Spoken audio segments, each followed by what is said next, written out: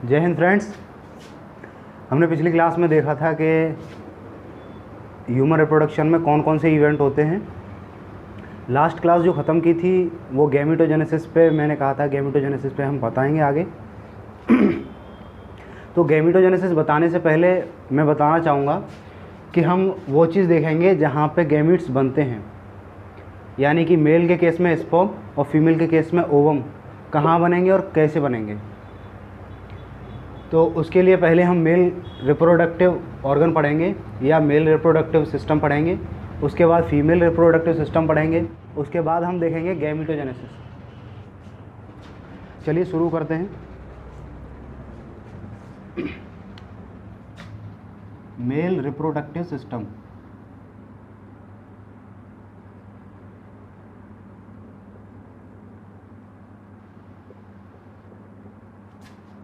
Male reproductive system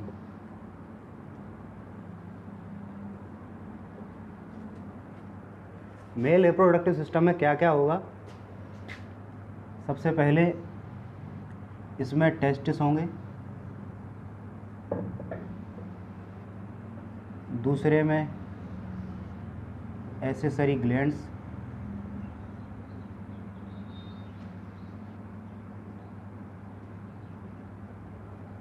तीसरा जो इसका पार्ट होगा वो होगा एक्सेसरी डक्ट्स,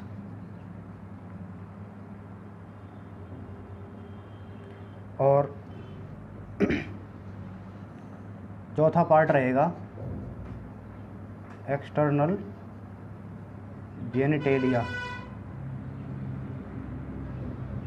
ये चार पार्ट रहेंगे मेल रिप्रोडक्टिव सिस्टम में। ये वाला जो पार्ट है टेस्टिस, ये प्राइमरी सेक्स ऑर्गन है,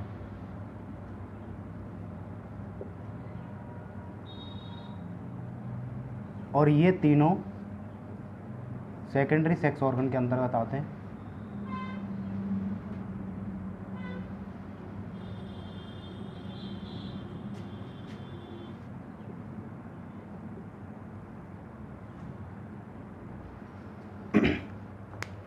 यानी कि जो टेस्टिस हैं वो प्राइमरी सेक्स ऑर्गन, और ये तीनों एक्सेसरी ग्लैंड्स, एक्सेसरी डक्ट और एक्सटर्नल जेनिटेलिया ये सेकेंडरी सेक्स ऑर्गन के अंतर्गत आएंगे।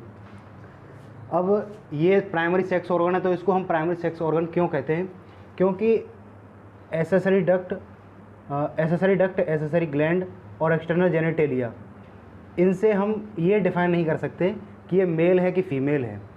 यानी कि मेनली जो डिफ़ाइन करने के लिए कि एक ऑर्गेनिज्म मेल होगा या फीमेल होगा, उसके लिए हमें टेस्टिस देखने पड़ेंगे। यानी जब हम टेस्टिस देखेंगे, यानी कि ये क्या है, गोनेट्स हैं। गोनेट्स से ही पता चलेगा कि ये मेल बॉडी है या फीमेल बॉडी है। यानी इसी से डिफ़ाइन होता है कि ये जो ऑर्गेनिज्म है वो मेल है या फीमेल है। तो इस वजह से हम इसे प्राइमरी सेक्स ऑर्गन बोलते हैं। यानी कि इन तीनों चीज़ों को देखने से हम ये नहीं बता सकते कि ये मेल है या फीमेल है। तो इन चीज़ों को हम एक एक करके देखते हैं। पहले हम इसका चित्र देखेंगे कैसे कैसे होते हैं। तो ये जो मेल रिप्रोडक्टिव सिस्टम है ये कहाँ प्रेजेंट होगा? ये पेल्विस रीजन में होता है। यानी कि हमारी जो बॉडी है उसमें तीन रीजन हम देख सकते हैं। पहला वाला थोरेसिक रीजन, दूसरा वाला एब्डोमेन रीजन, और तीसरा वाला पेल्विक रीजन। अब पेल्विक रीजन होता कौन सा है? पेल्विक रीजन जैसे ये मान के चलिए, ये पैर हैं, ये पैर, इससे और ये जो कमर है, ये वाला जो पोर्शन होता है ये पेल्विस रीजन में आता है। ये पेल्विस रीजन में आता है। इसके ऊपर क्या होगा? ये एब्डोमेन होगा, यानी जो पेट वाला हिस्सा होता है ये, और इसके ऊपर ये जो छाती वाला हिस्सा होता है उसको हम थोरेसिक रीजन बोलते हैं। ये हमारा थोरेसिक रीजन हो गया, थोरेसिक रीजन। ये एब्डोमेन रीजन, और ये हो गया पेल्विक रीजन। जो ये मेल रिप्रोडक्टिव सिस्टम है, मेल रिप्रोडक्टिव सिस्टम इसी रीजन में पाया जाता है, पेल्विक रीजन में। ठीक, अब हम मेल रिप्रोडक्टिव सिस्टम को फिगर से देखेंगे कि इसमें क्या क्या है और किस तरीके से है।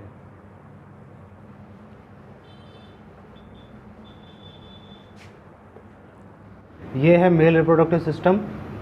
इसमें हमने अभी देखा था प्राइमरी सेक्स ऑर्गन और सेकेंडरी सेक्स ऑर्गन। तो पहले देखते हैं टेस्टिस, इसकी लोकेशन। ये जो टेस्टिस हैं ये आउटसाइड ऑफ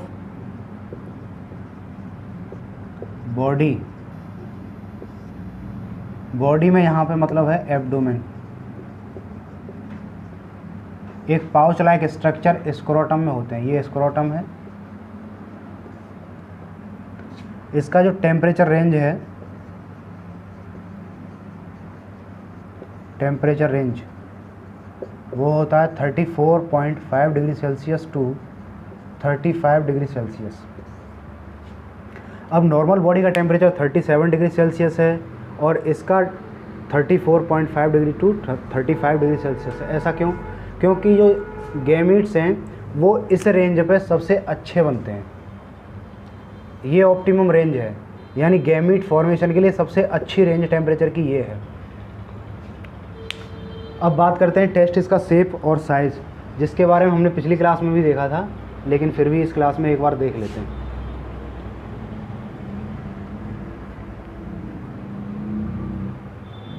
टेस्टिस की जो शेप होती है वो टेस्टिस की शेप ओवल शेप होते हैं, ओवल शेप। और इनका जो साइज होता है वो 2 से 3 सेंटीमीटर विड्थ होती है और 4 से 5 सेंटीमीटर इनकी लेंथ होती है। टेस्टिस का नंबर एक नॉर्मल ह्यूमन में 2 होता है। अब हम बात करते हैं एसेसरी ग्लैंड्स के बारे में।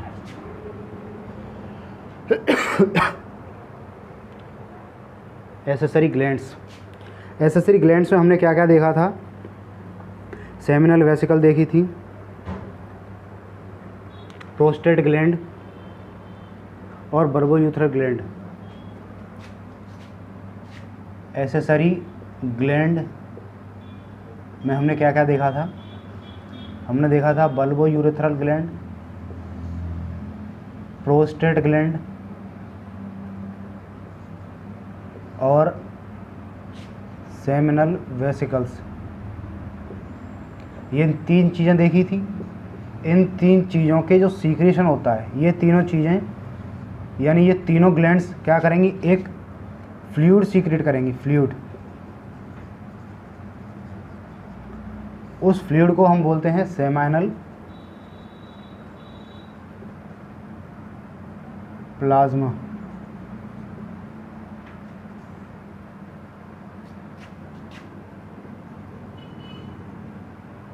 उसको हम सेमाइनल प्लाज्मा बोलते हैं।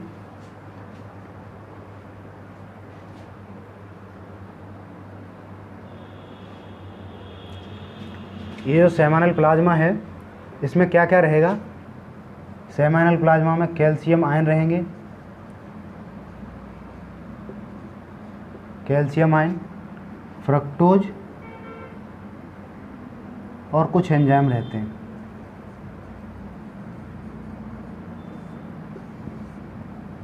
ये फ्रक्टोज की ज़रूरत क्यों पड़ती है? फ्रक्टोज जो स्पर्म है वो यहाँ से निकल के फीमेल बॉडी में जाएगा तो उसको वहाँ पे एनर्जी के सोर्स की तरह ये काम करेगा। ठीक है भाई। उसके बाद हम देखते हैं एसेसरी डक्ट्स।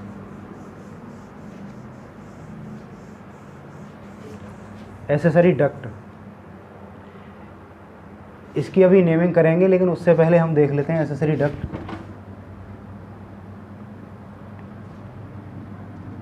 एसेसरी डक्ट में क्या क्या था?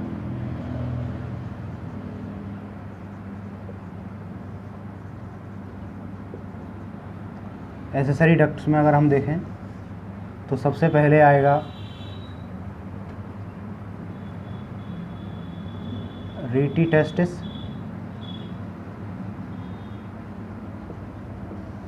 रीटी टेस्टिस के बारे में मैंने पिछली क्लास में बताया था कि जब हमने ये जो टेस्टिस है इसको काट के जूम करके जब देखा था इस तरीके से, तो एक टेस्टिकुलर लोब्यूल था, उसके अंदर ये सेमनीफेरस ट्यूब्यूल थे। तो इसमें एक छोटा सा जो ये जो पार्ट देखा था ये रीटी टेस्टिस था। दूसरा वॉसा एफरेंसिया,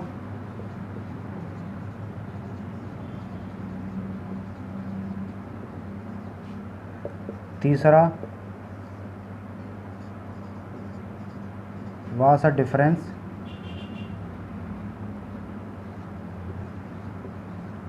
और चौथा इपीडिडाइमस। ये 4 जो डक्ट्स हैं वो एसेसरी डक्ट के अंदर आती हैं। इनका काम क्या है? इनका काम होता है कि यहाँ मेल बॉडी के अंदर से ये जो स्पर्म बनेंगे, क्योंकि इसके केस में, मेल के केस में क्या होता है, स्पर्म होता है गैमीट, तो उनको यूरेथ्रा तक ले जाना। इनका काम क्या होगा? यूरेथ्रा तक पहुंचाना। यहाँ से यहाँ तक ये क्या है? यूरेथ्रा। इस तरीके से ये वाला जो पोर्शन है, ये पूरा जो नली टाइप का जो देख रहे हैं वो यूरेथ्रा है।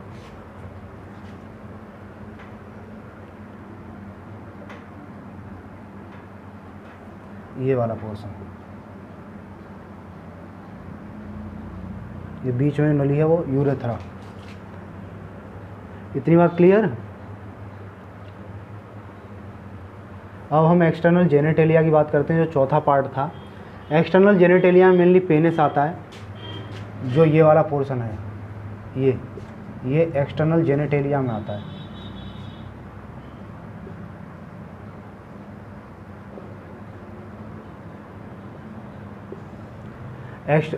इसमें जो पेनिस है इसके अंदर ये कुछ टिश्यू होते हैं, स्पेशल टाइप के टिश्यू होते हैं, जो इस पेनिस को इरेक्ट होने में हेल्प करते हैं। और पेनिस का इरेक्शन होना क्यों ज़रूरी है?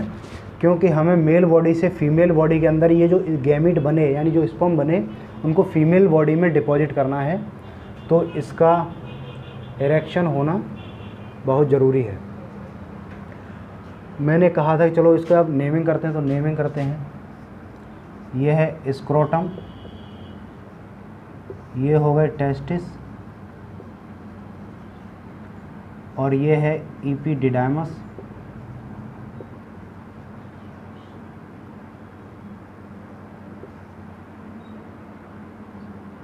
इपीडिडाइमस होता है, और ये है वोसा डिफरेंस,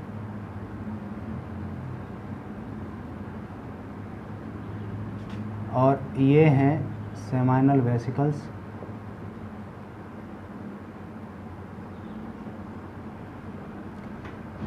इसमें देखो ये पीछे एक जो बड़ी सी ग्लैंड दिख रही है, इसको बोलते हैं प्रोस्टेट ग्लैंड।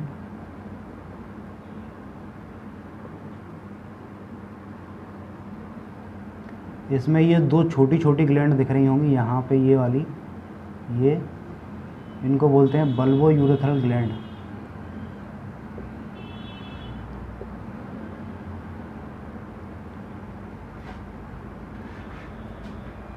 और ये वाला पोर्शन जो था, ये इसको हमने कहा था यूरेथ्रा।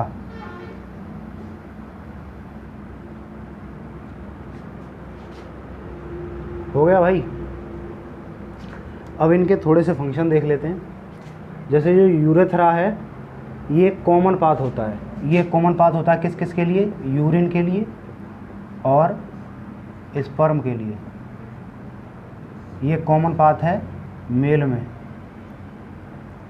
अब देखो, ये जो वॉस डिफरेंस है, ये कैसे पास होती है?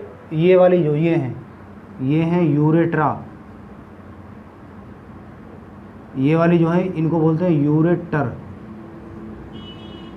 यूरेटर। तो जो वॉस डिफरेंस है वो इस यूरेटर से पीछे से आती हुई, जैसे मान के चलो ये यूरेटर है, तो जो ये वॉस डिफरेंस जाएगी वो इस तरीके से होके पीछे से आएगी, ऐसे इस तरीके से पीछे से आएगी, इस पर एक लूप बनाएगी, और यहाँ पे सेमाइनल वेसिकल की डक्ट, ये वाली जो सेमाइनल वेसिकल है इसकी डक्ट और वॉस डिफरेंस की डक्ट मिलके क्या बनाएंगी? एक एजैक्यूलेटरी डक्ट बनाएंगी।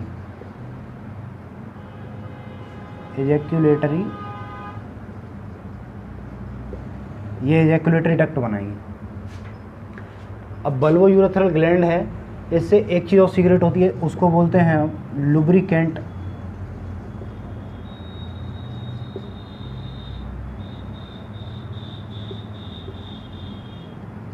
फ्लूइड।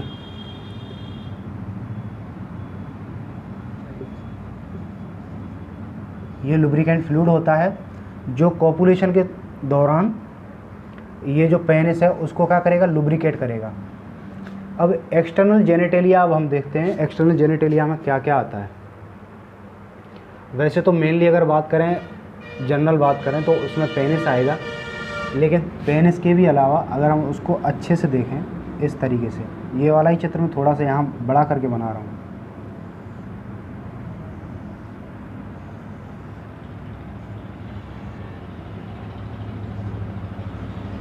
अब देखो ये वाला जो पार्ट है ये पेनिस के वो टिश्यू हो गए और ये यूरेथ्रा आ गई।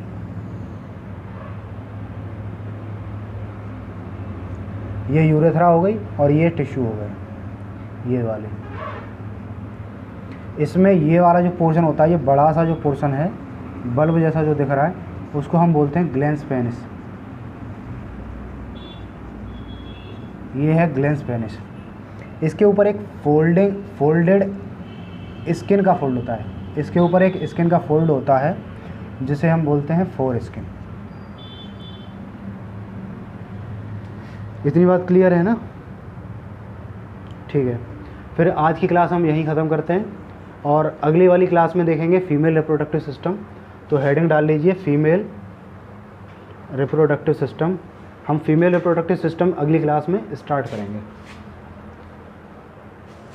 अगर ये किसी का न बना हो तो वो बना लेना।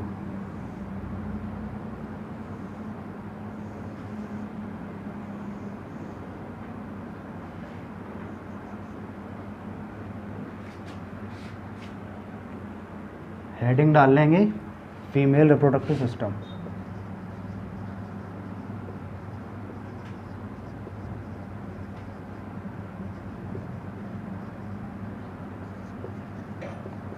इसको अगली क्लास में डिस्कस करेंगे। तब तक के लिए गुड लक।